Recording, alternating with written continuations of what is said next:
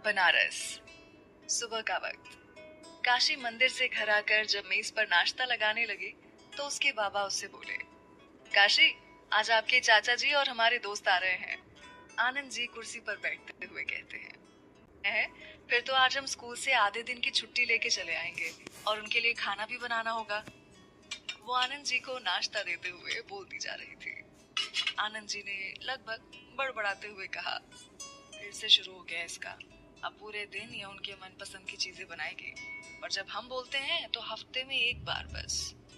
उन्हें ऐसे बड़बड़ाते हुए देख वो बोली, आप ये क्या बोले जा रहे हैं खुद से ही? कुछ नहीं। हाँ तो नाश्ता करिए। ये बोल वो चेयर खींच नाश्ता करने बैठ गई। दोनों ने नाश्ता किया और फिर साथ में घर से निकल गए। काशी स्कूल आई और प्रिंसिपल सर से बोल के आधे दिन की छुट्टी ले ली और शालिनी को भी छुट्टी लेने को बोल दिया। आनंद जी अपने आश्रम आए और वहाँ की साफ सफाई करवाने लगे। वैसे आश्रम कभी गंदा नहीं रहता था, पर फिर भी यहाँ तीनों वक्त साफ सफाई होती थी। आनंद जी ने सामानों को ठीक से रखवाते दुबे जी से कहा, दुबे जी, बच्चों की परीक्षा होने वाली है, सारी तैयारियां कर ली है ना आपने? जी बस पेपर आने बाकी हैं सर जी, बाकी सब हो चुका है। वार्षिकोत्सव की क्या तैयारियां चल रही हैं? बच्चों को सिखाया जा रहा है ना? जी सर, काशी बिटिया कर रही है और सबको कार्ड भी बांटे जा चुके हैं। ये कहते हुए जिनको कार्ड बांटा जा चुका था उनकी लिस्ट दुबे जी ने उन्हें दे दी। काशी अपने स्कूल से छुट्टी लेके शालिनी के साथ घर आकर तैयारियां करने लगी। तभी दरवाजे पर दस्तक हुई। शालिनी ने जाके दरवाजा खोला तो सामने खड़े अनजान शख्स ने उससे पूछा, जी काशी जी हैं क्या? आप यहाँ बैठे, मैं बुला के लाती हूँ। ये बोल शालिनी ने उसे अंदर बने बैठक में बैठा दिया और अंदर आकर काशी से बोली, काशी कोई आया है, देखो जाके। ये बोल उससे कलछी ले कढ़ाई में पूरियां तलने लगी। काशी हाथ धो के बाहर आई। देखा वही आदमी खड़ा था जो कल जमीन के लिए आया था। उसे देख वो भड़कते हुए बोली, मैंने आपसे बोला है ना कि मुझे जमीन नहीं देनी है, तो आप बार बार क्यों चले आते हैं? मैम, मेरे सर आपसे एक बार मिलना चाहते हैं। वो कल या आज रात में ही यहाँ आ जाएंगे। आप बस एक बार उनसे मिल लीजिए, मेरी नौकरी का सवाल है, प्लीज मैम। उस इंसान के बोलने पर काशी ने सोचा और 2 दिन बाद मिलने को बोल दिया। वो आदमी चला गया। काशी भी अंदर आ गई। शालिनी ने उसे देख पूछा, कौन था ये? अरे कुछ नहीं। ये बोल दोनों वापस काम में लग गई। दोनों को काम करते हुए शाम हो गई और वक्त भी ज्यादा हो गया था, तो शालिनी अपने घर चली गई। काशी भी ऊपर चली आई अपने कमरे में। वहां आकर वो तैयार हुई और नीचे आकर अपने बाबा को फोन लगा दिया। बाबा, कहाँ हैं आप? चाचा जी आए या नहीं? अरे हमारी राजकुमारी पीछे मुड़ के देखे, हम तो कब के आ गए हैं। फोन पर राजेंद्र जी की आवाज सुन वो जैसे पीछे मुड़ी तो राजेंद्र जी और आनंद जी खड़े थे। चाचा जी आप आ गए। काशी दौड़ के गई और राजेंद्र जी के गले लग गई। कैसे हैं आप चाचा जी? काशी ने उनका बैग लेके रखते हुए कहा, हम तो ठीक हैं, पर हमारी बच्ची दुबली पतली लग रही है। ये कंजूस आपको कुछ खिलाता है या खुद खा जाता है? राजेंद्र जी ने मजाक करते हुए बोला, अरे ये बोलो, ये मुझे कुछ देती है या नहीं?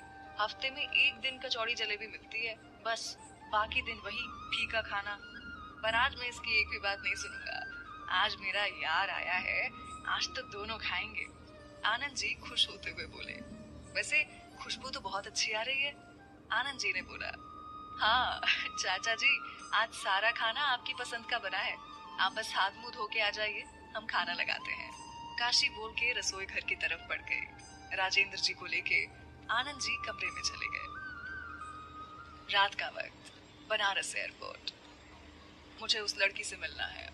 अभय एयरपोर्ट से बाहर निकलते हुए बोला, जी हुकुम, पर अभी रात हो गई है तो कल ही मिल पाएंगे अब। राणा ने गाड़ी का दरवाजा खोलते हुए कहा। अभय गाड़ी में बैठा और सारे बॉडीगार्ड भी आगे की गाड़ी में बैठ गए। गाड़ी बनारस की सड़कों पर चल पड़ी। अभय अपना टैब लेकर कुछ करने में व्यस्त था। राणा, गाड़ी 80 घाटे चलो। अभय ने टैब में देखते हुए बोला, जी हुकुम साहब। राणा ने जवाब दिया और गाड़ी 80 घाट जाने वाली रोड पर मुड़ गई। अभय अपने में ही व्यस्त था। गाड़ी 80 घाट के थोड़ा दूर आके रुकी, क्योंकि वहां तक आपको पैदल गलियों में से होके जाना होता है। अभय बाहर आता है। हुकुम साहब, इससे आगे पैदल जाना होगा, हम भी आपके साथ ही चलते हैं। राणा ने बोला, बस कुछ ही लोग साथ चलेंगे, बाकियों को यही रहने दीजिए। अभय इतना बोल के जाने लगा। राणा और कुछ गार्ड उसके पीछे चलने लगे। अभय कुछ देर चलने के बाद 80 घाट पहुंचता है। ये महागुरु वेदव्यास जी कहाँ होंगे? अभय ने एक आदमी से पूछा। जी इस वक्त तो मंदिर में होंगे या अपने घर पर। जी ऐसा सीधे निकल जाओ बबुआ, वही मंदिर होगा भोलेनाथ का, और उसके पीछे वो रहते भी हैं। एक आदमी ने अभय को बताया और चला गया। अभय आगे बढ़ा। मंदिर के बाहर जूते उतार के वो अंदर गया। बाकी सब वहीं खड़े रहे रखवाली के लिए। अंदर आके उसने देखा महागुरु बैठे कुछ लिख रहे थे। प्रणाम गुरु जी, अभय ने उनका पैर छूते हुए बोला। महागुरु वेदव्यास जी ने अपना सर ऊपर कर चश्मे को ठीक करते हुए देखा। वो काफी बूढ़े हो गए थे और अभय के खानदान के महागुरु थे और बनारस के भी। आ गए तुम, मुझे पता था तुम आ जाओगे क्योंकि तुम्हारा यहाँ आने का वक्त आ चुका था। महागुरु ने अभय को बैठने का इशारा करते हुए कहा। हाँ गुरुजी, वो जमीन से जुड़ी बात थी तो इसलिए आना पड़ा। अभय ने बोला। जमीन से जुड़ी बात आपको यहाँ लेकर नहीं आई है अभय, बल्कि आपका भाग्य आपको यहाँ लेकर आया है। यहाँ से आप खाली हाथ नहीं जाओगे। यहाँ से आप कुछ ऐसा ले जाओगे जो जिंदगी में आपके साथ रहेगा। दूर होंगे उससे, पर दूर नहीं। महागुरु की बातें अभय के समझ नहीं आ रही थी, या यूं कहो कि वो समझना नहीं चाहता था। कुछ देर वहां रुक के अभय गुरु जी से अलविदा लेके वहां से चला आया और घाट पर खड़ा हो गया। कुछ है यहाँ की हवाओं में जो मुझे एक एहसास दे जाता है हर बार, अभय अपने मन में बोलता है। कुछ देर वहां खड़े रहने के बाद वो होटल के लिए निकल जाता है। सुबह का वक्त, बनारस। अभय जॉगिंग सूट पहने घाट पर आया है। उसके गले में हेडफोन है। तभी मंदिर से उसे गाने की आवाज आती है। वो खड़ा होके सुनने लगता है। जी ये कौन गा रहा है? अभय ने जाते हुए एक पंडित जी से पूछा। ये तो हमारी काशी बिटिया की आवाज है। उन्हीं की आवाज से बनारस की सुबह होती है, वरना यहाँ की सुबह भी फीकी लगती है। पंडित जी कह के मंदिर की तरफ बढ़ गए। अभय वहीं खड़ा सुनने लगा। जैसे ही आगे बढ़ा चलने को तो राणा ने आके रोक दिया। हुकुम साहब, आप इतनी सुबह बिना किसी को बताए यहाँ चले आए, कुछ हो जाता तो? राणा परेशान होते हुए बोला। चलिए चलते हैं, वैसे भी सूरज निकल आया है, आपको जमीन वाला काम भी करना है। राणा ने बोला। अभय कुछ सोच के चला जाता है और जाते जाते पीछे मुड़ के देखता है। काशी मंदिर से बाहर आती है और जाने लगती है। आज से बनारस में कुछ दिन बहुत भीड़ रहने वाली थी, क्योंकि महाशिवरात्रि आने वाली थी और ये पर्व यहाँ बहुत धूमधाम से मनाया जाता था। उस दिन तो लगता था जैसे खुद महादेव को सजाया जा रहा है। अरे काशी बिटिया, इस बार महाशिवरात्रि पर तुमको ही देखना है सब कुछ, और हर बार से भी अच्छा होना चाहिए इस बार, महागुरु ने बोला। जी गुरुजी, काशी पैर छूते हुए बोली और घाट से बाहर आ गई। घर आके उसने सबको प्रसाद दिया। तो आज भी बनारस की सुबह आपकी आवाज से होती है, राजेंद्र जी ने प्रसाद लेते हुए बोला। चाचा जी आप यहाँ आए हैं तो काम तो होगा जरूर कुछ, काशी ने मेज पर नाश्ता लगाते हुए कहा। है बेटा, इलाहाबाद में कुछ काम है तो सोचा आपसे मिल भी लूंगा और काम भी कर लूंगा, राजेंद्र जी कुर्सी पर बैठते हुए बोले। तब तो हम भी तुम्हारे साथ चलेंगे, कुछ आश्रम का काम वो भी हो जाएगा, आनंद जी ने बोला। सबने नाश्ता किया और अपने अपने काम में लग गए। आज आनंद जी घर पर थे, काशी को आश्रम जाने को बोल दिया। काशी स्कूल से छुट्टी लेके आश्रम पहुंचती है। आ गया वो आदमी जिसको जमीन का काम सौंपा था, अभय ने टाई पहनते हुए कहा। जी सर, यादव जी आ गए हैं, राणा ने बोला।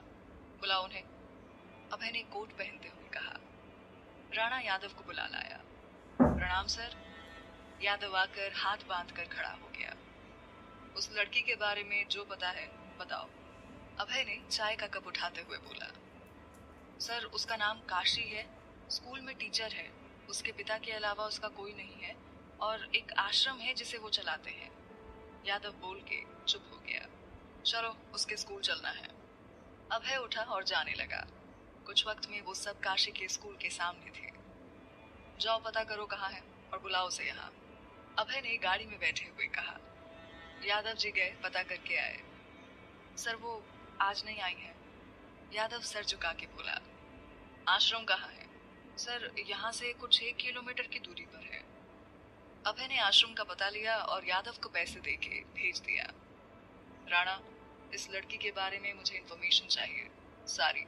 सुबह से उठने से लेके रात के सोने तक ये क्या करती है और बचपन से अभी तक की सारी बातें, और इस जमीन के बारे में भी। अभय ने गाड़ी में बैठे बैठे कहा। जी हुकुम, हो जाएगा, बस कुछ वक्त दीजिए। राणा ने भरोसे के साथ बोला। अभय की गाड़ी आगे बढ़ गई। काशी आश्रम आके वार्षिक उत्सव की तैयारियों में व्यस्त हो गई। दिन भर वो सबको बताती रही कि क्या करना है, कैसे करना है, और बच्चों को गाना सिखाया और डांस भी। सबको सबका काम बताते और सारे काम करते हुए उसे रात हो गई। वो जाने से पहले वृद्धों के पास आई। आज सब उससे नाराज थे क्योंकि काशी ने आज उनसे बात नहीं की और ना ही उनसे मिलने आई थी। अच्छा बाबा, माफ कर दो, गलती हो गई।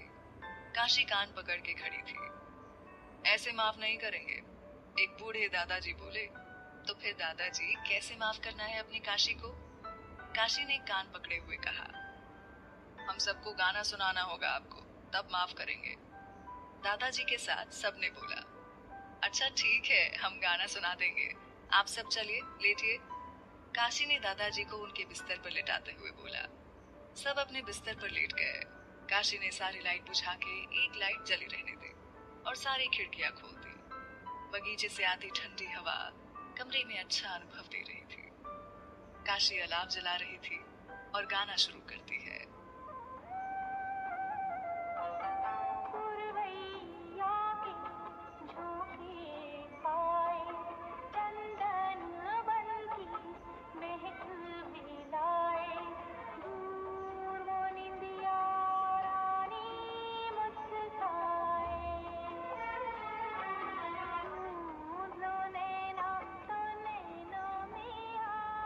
काशी गाए जा रही थी और सब सुने जा रहे थे। तभी एक गाड़ी आके आश्रम के बाहर रुकी। अभय बाहर निकला और अंदर गेट खोल के आया। इस वक्त गेट की ओर कोई नहीं था। देखा, बहुत ही सुंदर आश्रम था। उसे आवाज सुनाई दी गाने की। वो उस तरफ बढ़ गया, कमरे के पास पहुंच के रुक गया और दीवार के पीछे से इस आवाज वाले को खोज रहा था। तब उसने काशी को हल्की सी रोशनी में देखा तो उसकी नजर वहीं थम गई। सफेद सूट सलवार पहने, खुले बाल, कानों में झुमके, हाथों में भरी हुई चूड़ियां। काशी को देख के अभय खो सा गया। काशी गाए जा रही थी।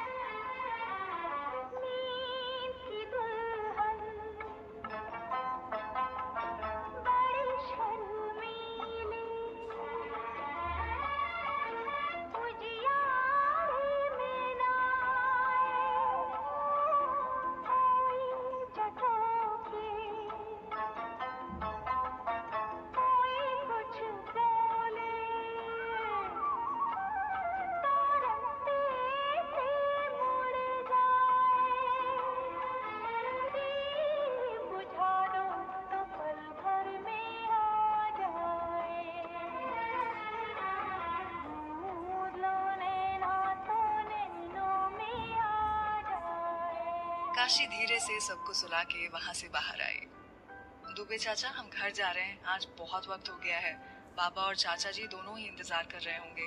आप गेट अच्छे से बंद कर लेना और देख लेना एक बार। मैं सुबह आ जाऊंगी। काशी बैग लेकर बाहर निकलते हुए कही। ठीक है काशी बिटिया, तुम्हारे लिए रिक्शा मंगवा दिया है, उसमें ही चली जाओ। दुबे जी बाहर गेट तक आते हुए बोले। दुबे जी के मुंह से काशी का नाम सुन अभय को यकीन हो गया कि ये वही लड़की है। वो पीछे के रास्ते से बाहर निकल के अपनी गाड़ी में आता है। काशी रिक्शे पर बैठ जाती है और रिक्शा चल देता है। ठंड ज्यादा होती है। वो अपना दुपट्टा अपने सर पर ओढ़ लेती है। अभय उसके पीछे गाड़ी लेके आता है। काशी घर पर पहुंचती है और दरवाजा खटखटाती है। आनंद जी दरवाजा खोलते हैं। अभय कुछ दूर गाड़ी में बैठे देख रहा था। काशी अंदर चली गई। अभय ने गाड़ी मोड़ी और होटल की तरफ बढ़ा दी। उसके दिमाग में बस काशी चल रही थी। कुछ तो है तुम में मिस काशी, अब तुम्हारे सामने आने का वक्त आ गया है। हम भी तो देखें तुम्हारी अकड़। अभय गाड़ी ड्राइव करते हुए बोला।